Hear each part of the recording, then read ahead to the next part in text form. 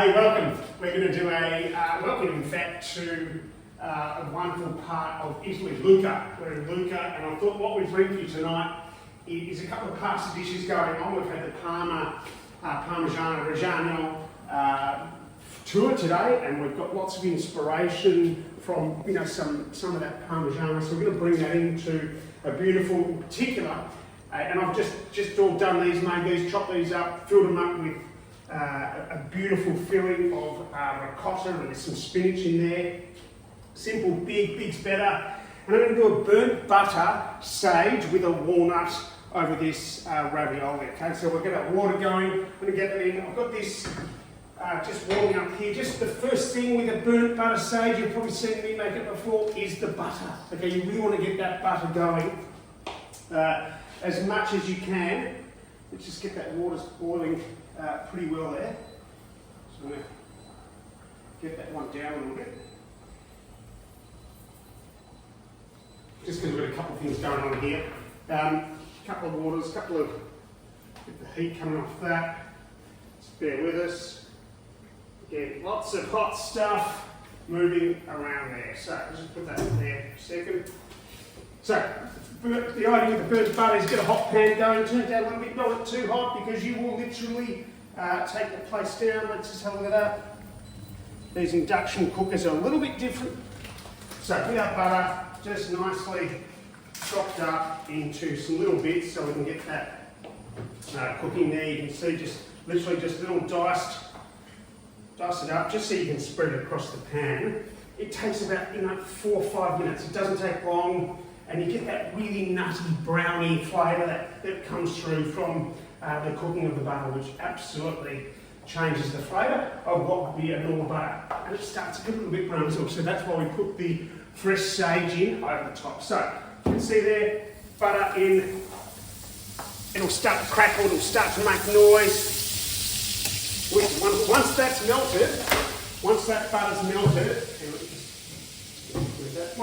melted, what we do is we're going to bring that sage in, break the sage up a little bit as well.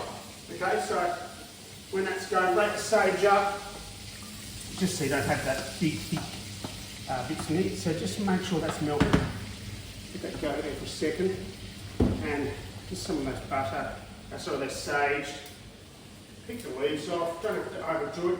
Again, you want to make these crispy, it brings that nutty flavour in, and we're going to pour that over those beautifully pre-made raviolis there that are filled. And got that water boiling as well, that'll take 4 or 5 minutes if that. But so you can see that that's nice and melted there, and I can already smell that nuttiness from that butter. Right, you can see a little bit of brown, hence the brown butter. You can see it foaming as well, that's what we're looking for. Okay, take the sage. Best to do it with fresh sage, don't let it dry there, something too dry. And this will literally just start to crisp up as well. Okay, not that brown again, that kind of thing. Take some of those bigger stems off because they're a little bit too big. Lots in here. Again, beautiful. Feels quite furry as well, they're pretty cool these. Okay, so lots of those in there, you can add some on. See how you go. Now, just while that's going, I'm going to keep that heating up there. Again, don't have it on too high a heat, depending on whether you've got an induction or a gas stovetop. Just want to get that heat going. I like putting a little bit of pepper in because you want a little bit of that flavour, get that nuttiness from the butter, and a little bit of pepper as well. So just a little bit of pepper. We've got a dash of salt in this water. Okay, dash of salt in that water. Now just while that's going, because it's all about preparation, I know that, we've talked about that before. Still that's going to kind of be around 4 or 5 minutes or so. And preparation, this will be about sort of the same time, so you want to make sure that they're done about the same time, okay? 4 to 5 minutes.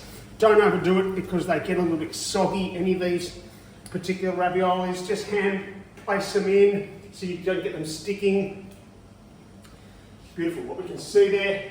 I'm going to let this keep going. Let's just have a look at that. Just one last look before we come back to you. You can see that nuttiness or smell that nuttiness. You can see it. And it will start to crackle up, okay? You're going to get that crackle You want to get those quite brown, have to give it a little bit extra heat on that and let that go.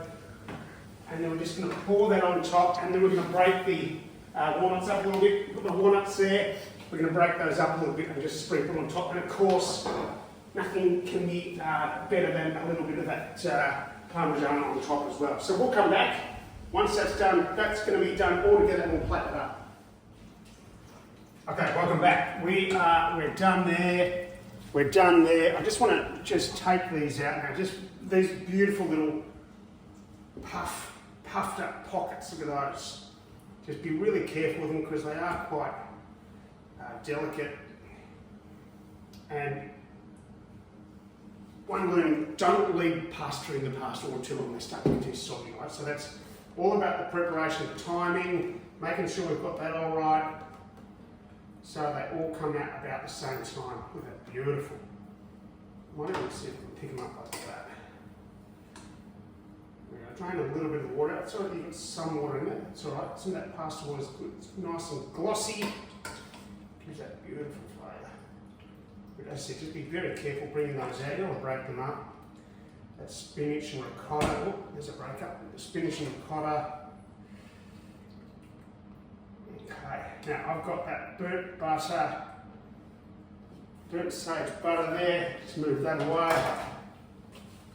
Right, again, just be careful. This is hot, remember? We talked about hot before. Look at that, and you can see the crispiness of that in there. Now, you could have added a little bit of garlic in there. I'm okay, there's no garlic in there. Pop that out of the way. Now, I mentioned the walnuts option, just to put a little bit of crunch in there, gives that extra bit of flavour.